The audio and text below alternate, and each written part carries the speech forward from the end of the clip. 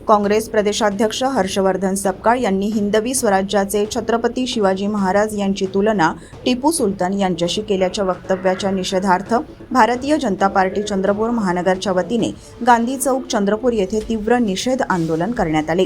हर्षवर्धन सपकाळ यांच्यावर गुन्हे दाखल करण्याची मागणी यावेळी करण्यात आली।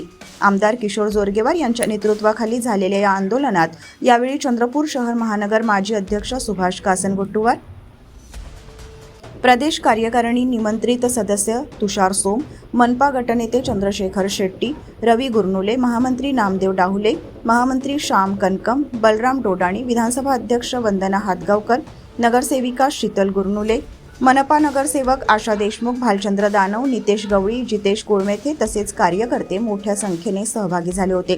घोषणाबाजी करत सपकाळ यांच्या विधानाचा तीव्र निषेध करण्यात आला। यावेळी आमदार किशोर जोरगेवार यांनी छत्रपती शिवाजी महाराज हे महाराष्ट्राचे आराध्य दैवत आणि संपूर्ण देशाचे प्रेरणास्थान आहेत। त्यांनी हिंदवी स्वराज्याची स्थापना करून स्वाभिमान, धर्मरक्षण आणि रयतेचे लोकाभिमुख राज्य उभे केले। अशा युगपुरुषाची तुलना परकीय आक्रमक प्रवृत्तीच्या शासकाशी करणे ही महाराष्ट्राच्या अस्मितेवर आघात करणारी आणि इतिहासाचा अवमान करणारी बाब आहे।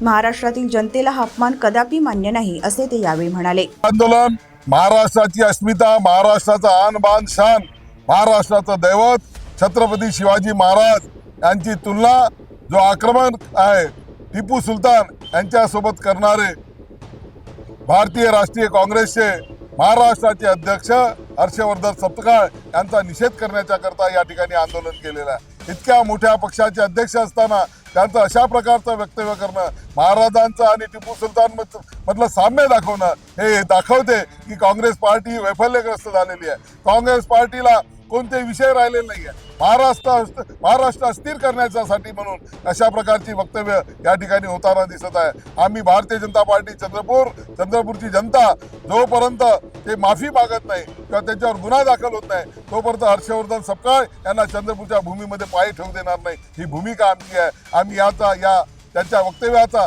जाहीर निषेध करतो।